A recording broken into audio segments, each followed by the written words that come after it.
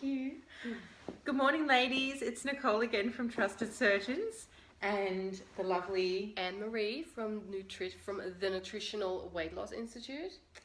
And today is part 3 of our series, and I'm so excited. I just want to bust because no, I really am. I'm so excited because today we're going to talk about the tummy tuck, and I know myself that I'm trying very hard to reach my ideal goal weight because I want to lift the girls up. Yeah. And nice. and obviously get a tummy tuck too.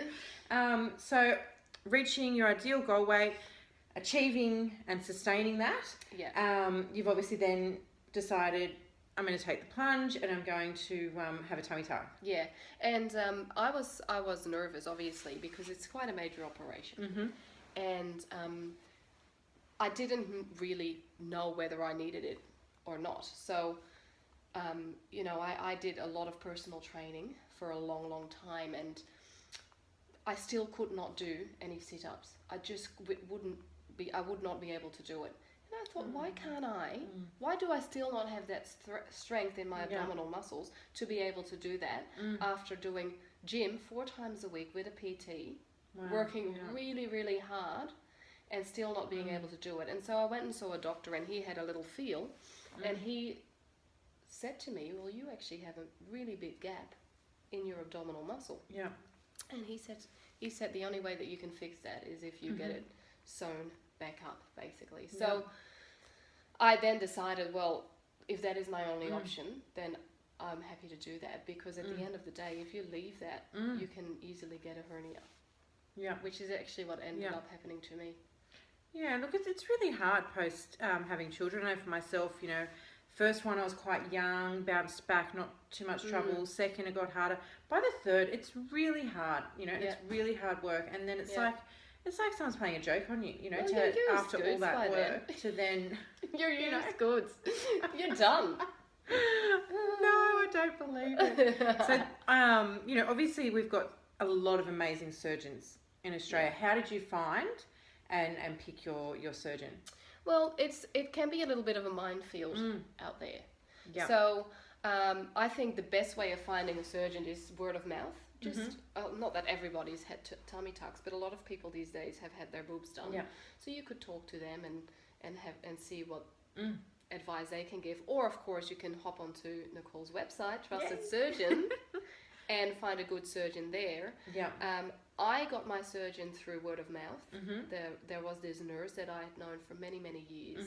And I told her about my plans that I had, and she said, well, before you go and see this other surgeon that I had booked in with, also go and see Dr. Norris. That way you get 2 opinions. You get to meet 2 surgeons, and you can choose the one that you feel most comfortable with. So that's exactly what I did.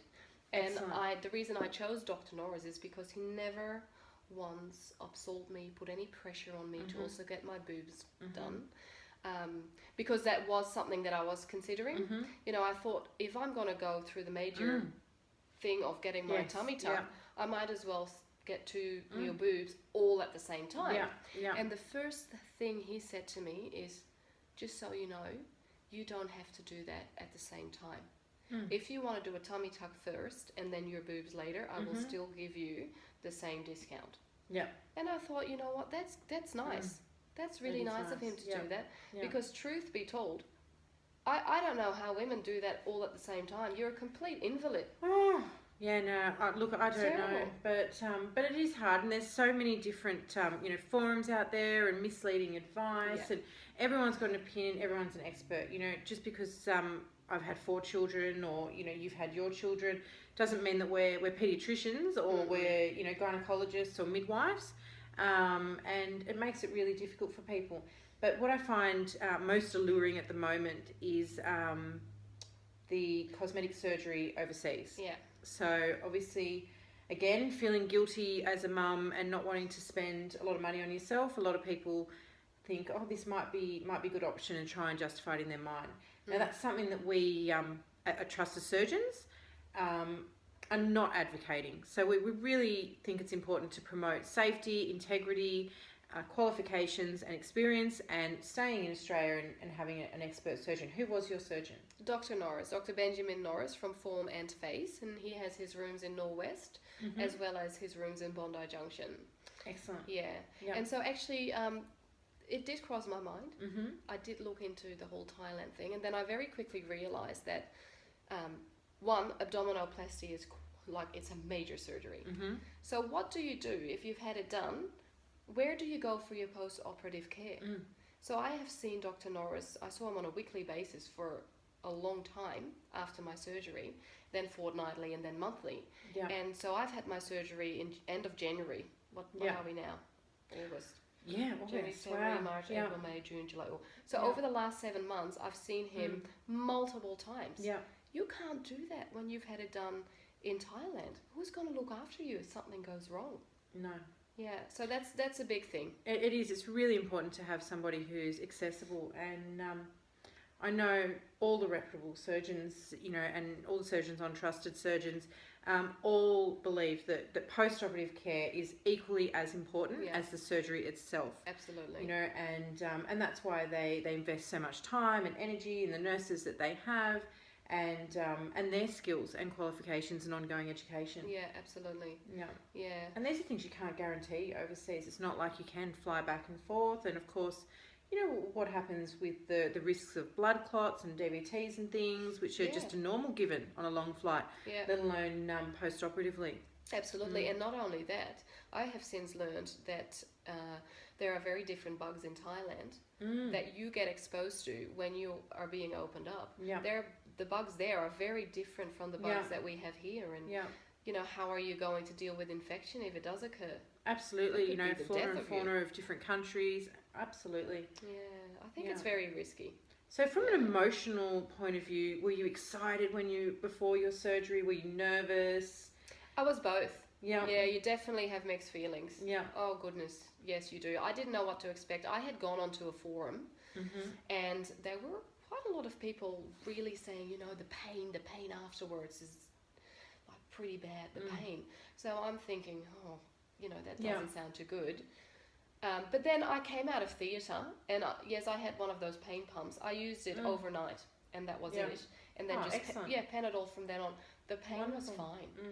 You know what it really was? It was the fact that you're a little bit uncomfortable because you can't stretch your legs. So you got to lie in bed with your legs up. It's quite interesting. It's difficult to well, you can't lie on your side. You just can't because it hurts a lot. That does hurt. Yeah. So you lie on your back. You're all piled up with cushions everywhere, as comfortable as you can be. But no, the pain, no. Didn't really have much pain at all. Did you need much support when you came home? Yes. So don't think you will be back at work 2 weeks after your surgery.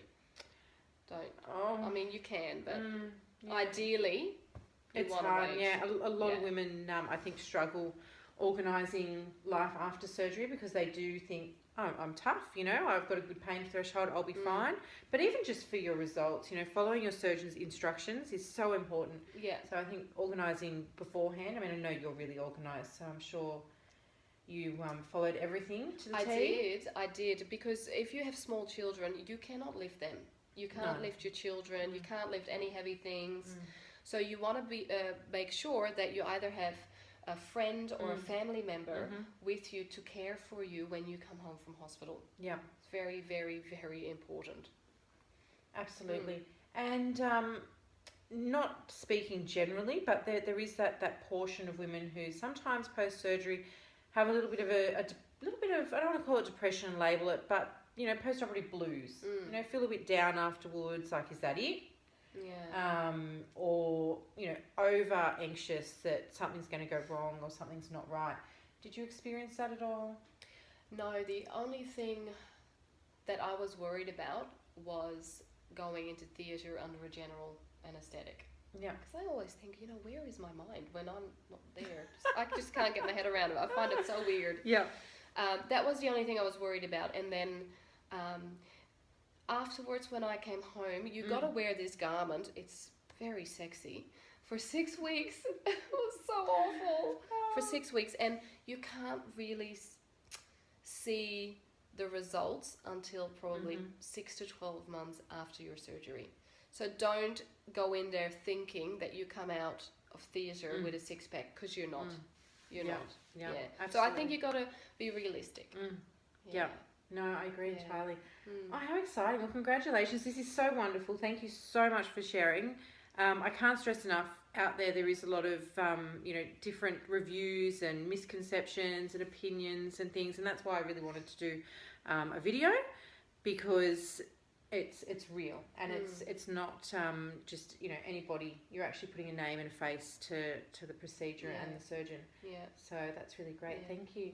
Well, you're welcome. Thank Wonderful. you. I hope this helped you. If you want to connect with me and ask me any other questions about my surgery, you're more than welcome to. Shall I tell them where? You're a wonderful patient, of course. You can connect with me at Nutritional Weight Loss Institute on Instagram, or Honest Pantry on Facebook. So I'll see you all there. Have a great day. Wonderful. Thank you. So great to chat to you. Thank you. This is fun. We're going to do lots of these, I think. Yes. Thank you.